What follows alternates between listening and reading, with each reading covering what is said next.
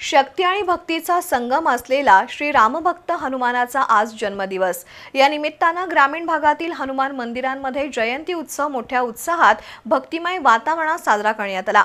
तर करवीर तालुक्यातील कुरुकली इथल्या ग्रामदैवत हनुमान जयंती निमित्त 8 दिवस पारायण आणि धार्मिक कार्यक्रम पार पडले। प्रभू रामचंद्रांचे भक्त म्हणजे श्री हनुमान, बल अर्थात शक्ती देणारी देवता म्हणजे पवनपुत्र हनुमान। त्यांच्या जयंतीनिमित्त शुक्रवारपासूनच ग्रामीण भागातील हनुमान मंदिरं विद्युत रोषणाईनं आणि फुलांच्या माळांनी सजली होती।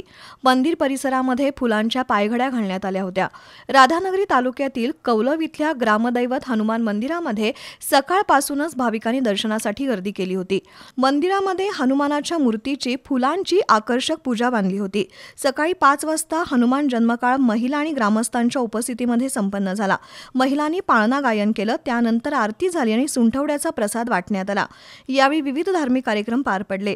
दरम्यान गावातील भजनी मंडळांच्या वतीनं भजनाचा कार्यक्रम पार पडला।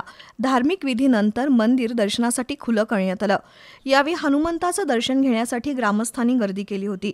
या सोहळ्यासाठी रामचंद्र गुरव, रघुनाथ गुळवणी, के.द. पाटील, बाबुराव पाटील, उत्तम पाटील, किरण चरापले, निखिल चौगुले, आनंदराव गुरव, प्राध्यापक सुहास जाधव यांच्यासह भक्त मंडळींनी सहभाग घेतला। दरम्यान करवीर तालुक्यातील कुरुकली इथं हनुमान जयंतीनिमित्त गेले 8 दिवस विविध धार्मिक कार्यक्रम पार पडले। या सोहळ्याची आज सांगता झाली। पालखी सोहळा, नगर प्रदक्षिणा तसंच ग्रामपंचायत आवारामध्ये फटाक्यांची आतषबाजी करण्यात आली। उत्सवानिमित्त गावामध्ये मोठ्या प्रमाणात यात्रा भरते। या यात्रेचं नियोजन ग्रामपंचायत आणि यात्रा कमिटीच्या माध्यमातून करण्यात आलं।